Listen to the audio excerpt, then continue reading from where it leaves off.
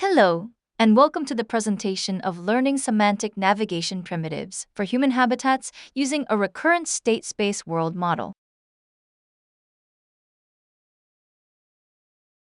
To start, let me tell you about the motivation behind this work.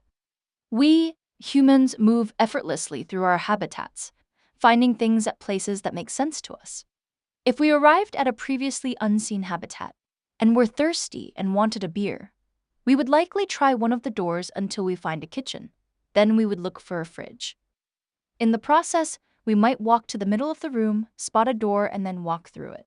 And we wouldn't even think of things like odometry, using a LiDAR or localizing. We would just use our eyes, legs, and brain. We would like to develop similar behavior in robots so that they can be used as true robotic assistants in human habitats. We call this semantic navigation. Obviously, to guarantee privacy, such system must run completely locally without accessing cloud resources. And completely locally means limited compute resources. There are good transformer-based architectures like Polyformer and Spock that come close to achieving this, but there are challenges. For example, they have access to large amounts of compute power to train their models, which we don't.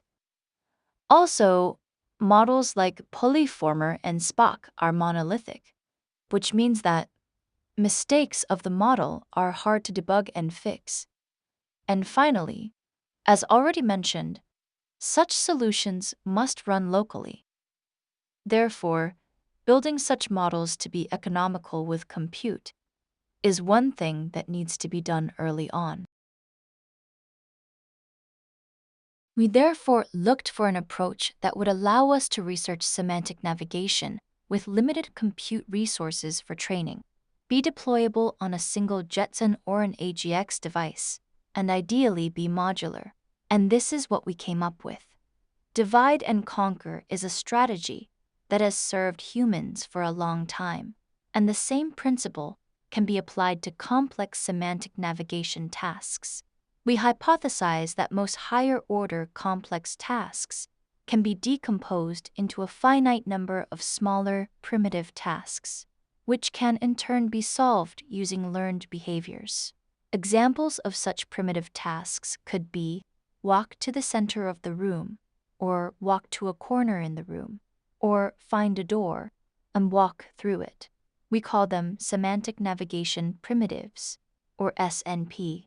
These primitives can be successfully learned using a relatively small world model. Our reward structure is simple. It mostly just rewards moving in the correct direction and penalizes divergence from the ideal path. Room Center SNP uses the reachable room centroid as its goal, while door finding SNP uses a location 0.5 meters beyond the nearest visible door, or the nearest valid door if none is visible.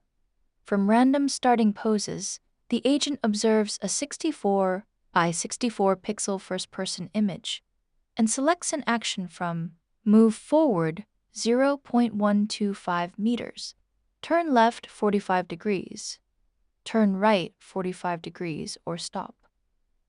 A-star paths provide ideal distance references during training and evaluation. The default 200 million parameter Dreamer v3 models were trained using two RTX 3090 GPUs. Room Center Finder and Door Finder were trained for 2.7 million and 3.5 million steps, respectively.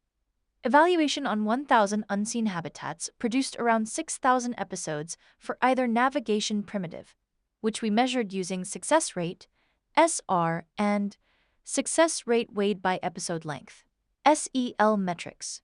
With far fewer training steps, the navigation primitives achieved strong and competitive success rates. Door Finder exceeded the reported easy and regular success rates of both Spock and Polyformer, while Room Center Finder outperformed Spock and remained close to Polyformer. Importantly, though, our navigation primitives are individual semantic skills rather than complete object nav systems, and therefore this comparison is indicative rather than direct.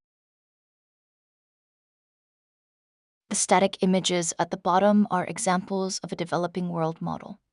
It shows the true image, the reconstructed or inferred image from the world model latent space, and the difference between the true image and the reconstructed one. The moving images at the top are examples of trained navigation primitives' behaviors. Our navigation primitives move to the room center and through doors with little effort, almost like humans. To achieve this, we extended the original Dreamer v3 code by developing an environment that integrates AI to Thor Simulator. As mentioned before, we use the default 200 million parameter Dreamer v3 model as basis for our navigation primitives. Here are a few examples of the navigation primitives sequenced by a simple state machine to achieve a higher-order task exploration of the habitat. In the first three examples, the complete trajectories closely follow the ideal A-star paths, showing consistent obstacle avoidance and successful room-to-room exploration, using only first-person visual observations. The next three examples teach us about potential inefficiencies. Room Center Finder completes smoothly when Door Finder stops farther inside the new room, but becomes less stable when it starts close to the doorway or encounters a large obstruction. More door-adjacent training and a Door Finder reward for deeper entry should improve this transition. In the seventh example, the Door Finder navigation primitive mistakes the gap between a desk and a wall for an entrance to another room. Although counted as a failure, such furniture boundaries may separate meaningful areas in real homes and could be handled by a more capable navigation primitive selector. Finally, in the eighth example, the Door Finder navigation primitive passes through two doors before stopping, after which Room Center navigation primitive circles before finding a room center. The specified target room is missed, but habitat exploration is still achieved. This, too, can be mitigated by a smarter navigation primitives selector. Overall, the navigation primitives usually avoid obstacles and generate consistent paths, while we can identify where training, reward design, and navigation primitive selection can be improved. We proposed a new approach to semantic navigation. By using a world model to train semantic navigation primitives, and we have demonstrated that our approach is viable. We can run on a single Jetson or an AGX device, thus guaranteeing end-user privacy. Also, the required training budget is modest, thus making our approach accessible to a wide audience. We completely sidestep typical navigation problems like odometry and localization drifts. Finally, while this work is mostly a proof of concept, we can clearly see the potential of our approach, and the follow-up work is already underway. Thank you for your attention.